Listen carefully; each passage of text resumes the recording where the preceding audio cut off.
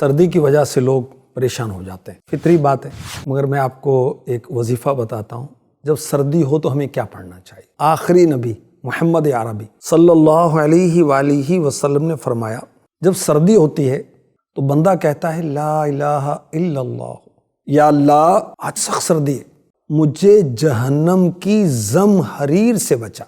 اللہ پاک دوزخ سے، جہنم سے فرماتا ہے میرا بندہ مجھ سے تیری زمہریر سے پناہ مانگ رہا ہے اور میں نے تیری زمہریر سے اسے پناہ دی۔ صحابہ کرام علیہم رضوان نے عرض کی یا رسول اللہ صلی اللہ تعالی علیہ وسلم یہ زمہریر کیا ہے؟ فرمایا جہنم کا ایک گڑھا ہے جس میں کافر کو پھینکا جائے گا۔ سخت سردی کی وجہ سے زمہریر میں کافر کا جسم ٹکڑے ٹکڑے ہو جائے گا۔ اللہ کی پناہ۔